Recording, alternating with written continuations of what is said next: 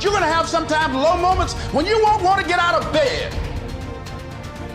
You just want to stay there. At times you won't want to come out the house. It's hard living. Life is hard. It's hard handling just the tragedies of life. It's hard. When you're working on something and you put everything you have in it, and it doesn't work out, you lose your money and other people's money. It's hard. You will go through things, and while you're going through them, you can't understand why it's happening to you. See, the point is, you don't know how much future you've got. What's gone is gone. There's absolutely nothing you can do about it. Some of you have had divorces. Some of you have probably had bankruptcies. Some of you have had terrible things happen in the past. But what's gone is gone. It's in the past. And to spend your time focusing on the past is to spend the only thing that you've got, and that's what's right here, right now, because the sand never stops running. This is all we've got. And to spend your time now thinking of what happened there is making absolute certain that the future is going to be the same as the past. Now, I don't suppose many of us spend a lot of time thinking about that. A lot of us spend a lot of time making that error. Now, you can either accept that or you can get to work. That's all it is. You just begin. You do the math. You solve one problem and you solve the next one. Whatever drama you may be dealing with, this is not the end of you. No matter what it is not the end. You can't quit now. And the only way out is through. All you do is you fall down, get back up again, fall down, get back up again, fall down, get back up again. That's how you win. You got to be bold in life, ladies and gentlemen. If you're not bold, if you're not standing up inside yourself, if you're not willing to call into being the highest and the strongest that's within you when you're facing life's challenges, life will trample you. But see, when you discover the truth of this goodness, this power that you have within you, that truth will set you free from ever being a victim in life.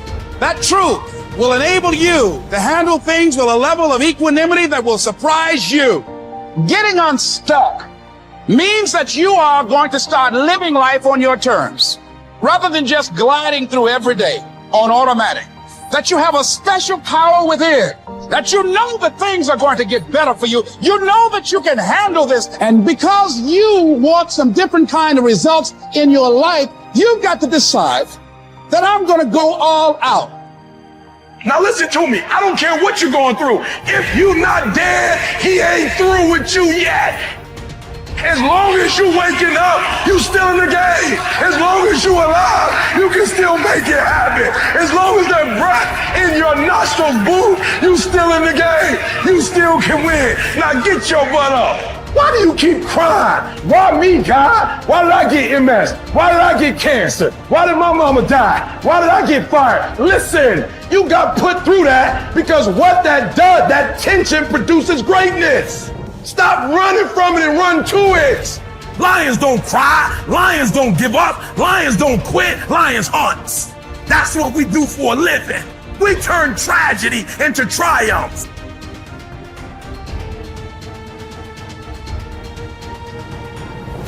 You'll never obtain any substantial measure of material wealth if you insist upon living your life as if you are looking back through your rearview mirror on your automobile. Nevertheless, it seems to be a very common error which many people have turned into a habit. Let the dead bury the dead. Let it go. I don't care how bad it was, let it go. 5 years from now, 10 years from now, when you look back in retrospect at that terrible thing that's happened, you're going to find it was probably one of the best things that ever happened to you. Advancement of all kinds is preceded by a crisis. The greater the crisis, the greater the opportunity for advancement. Or you could put it another way. You could say, out of all confusion comes order, a higher degree of order than that which existed prior to the confusion. Because you see, the confusion was a learning state. Remember, I was pointing out that business is fun. It really is. I see business as a game. It's a game we're playing, and we play to win. And when we're winning, we're having fun. And when we're losing, we're learning. Let's treat both of the experiences exactly the same. They're learning experiences. Now we say, remember the old adage which says, let the dead bury the dead. Stop looking back on your life and worrying about the things which have already occurred and which you can no longer alter. That's like trying to change the time you got out of bed this morning. You're never going to be able to do it. That stands for eternity. You cannot go back and change it, since you cannot let it go. Pursuing that kind of mental activity will never lead to anything worthwhile, any worthwhile accomplishment in your life. You should understand, moreover, that all accomplishments in your life, you should understand, moreover, that all of the great achievers of the past have been visionary figures. They did with their life what, like Scott was saying, he does with his music. He heard it in here. They see their life in here. They're building visions of a great future. We've got a vision of a great company. We've already got a great company. We want a better one. We serve a lot of people. We want to serve more. And as we do, we receive greater rewards. Because we receive greater rewards, we become more comfortable, more creative, we can provide more service. It's a beautiful cycle that we're in.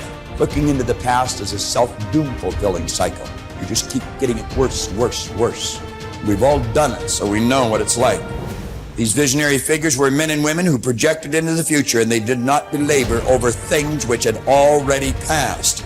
They thought of what could be rather than what already was, and then they moved themselves into action to bring these things into fruition. If there were tips for success, everybody would have been successful. There are no tips for success. Only those who are not so successful, or those who are not successful, think somewhere if you read 10 points in a book, you're going to be successful. We need to understand this. If you want to be successful, don't seek success. What you seek is competence. If you enable yourself, and if you do something well, other people will say you're a success. If you think, I'm a success, it's foolish, isn't it? You're doing something, and you're doing it well. Other people in the town, or in the country, or in the world, people will say, oh, he is doing something really successful. They're looking up to you. That's fine. You look up to yourself. That's madness, okay? You don't seek success. You seek empowerment, you seek competence, you do it the best that you can do. You cannot do as well as somebody, but you can do the best that you can do. So if you do your best, if your best is good enough, world will recognize. If it is not, you will be happy. So what does success look like? What does it take? Well, you know, I know family and friends who always have their breakfast on time. And after breakfast, of course, they must have coffee. After coffee, of course, they must light up a cigarette and sit there nicely because they're trying to become peaceful.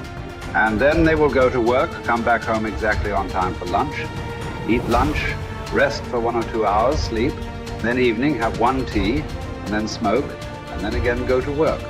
And at 8 o'clock, 8:30, they're back home for dinner, and then maybe other things, drink and this and that and whatever. But those who have been very successful, either in music, sport, art, business, spiritual process, doesn't matter what, those people never know when they ate, when they slept, when they got afternoon rest.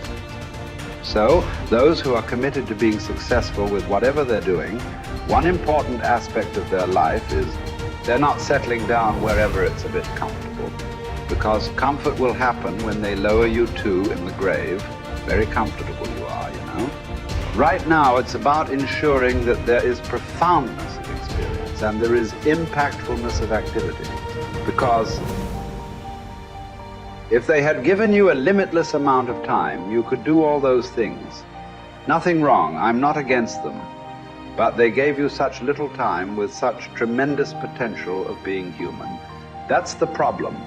For every one of you, your life is precious, isn't it? It's a precious life. If something is precious, where do you want to invest this life? Because what you call as my life is just a certain amount of time and energy, isn't it? As you sit here, your life is ticking away, or no? What is ticking away is not time. What is ticking away is your life. So this energy that you call as my life, how are you going to invest it? Because if you're doing something truly worthwhile, it gets over before you know what happened. Only if you're doing something worthless, it feels like a long life. Have you noticed this? On a particular day when you're very happy, 24 hours, poof. It went off like that, like a moment. You are miserable, 24 hours feels like 10 years. Have you not noticed this? So, only miserable people will have a long life. Joyful people, life goes away like that as if it's a couple of days. It passes away like that if you are creating what you really care to create.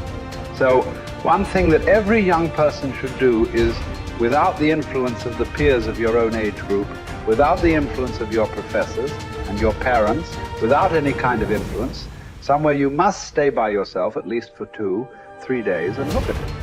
What is it that I want to invest this precious life into?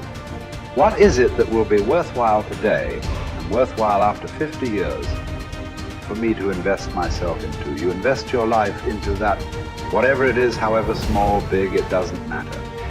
If you see that this is something truly worthwhile and you invest your life in that, this will be a life of fulfillment.